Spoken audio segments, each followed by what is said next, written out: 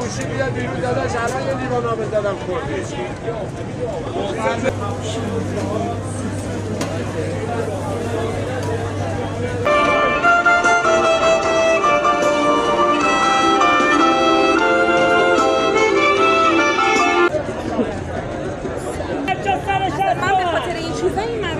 Hello everyone, welcome back. Today we're exploring Tehran's Grand Bazaar, full of life and energy.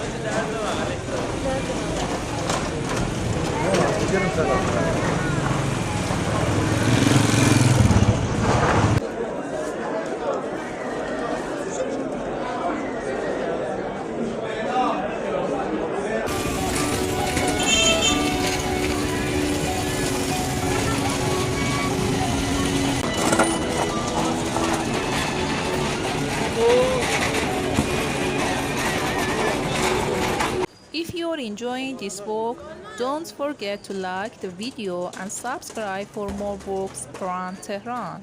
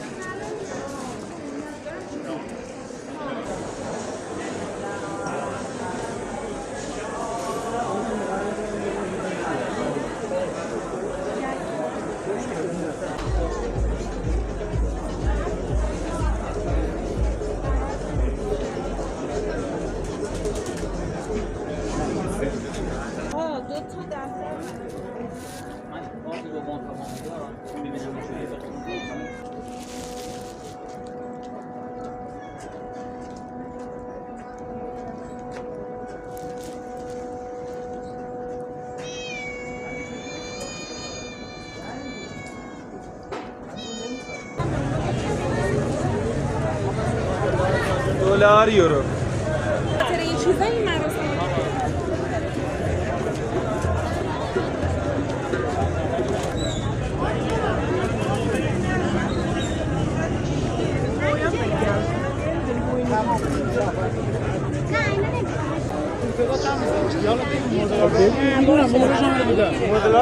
If you enjoyed this walk, please like the video and subscribe for more walks around Tehran.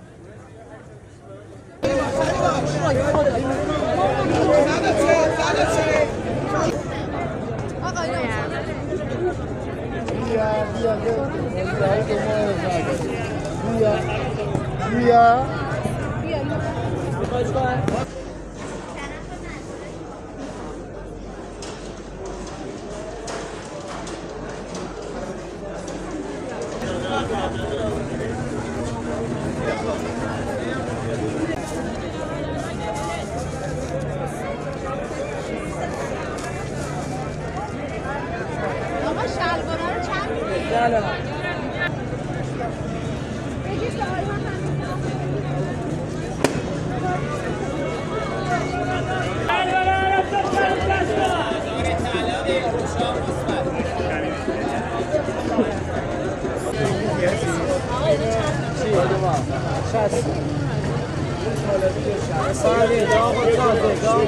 دیگه چی؟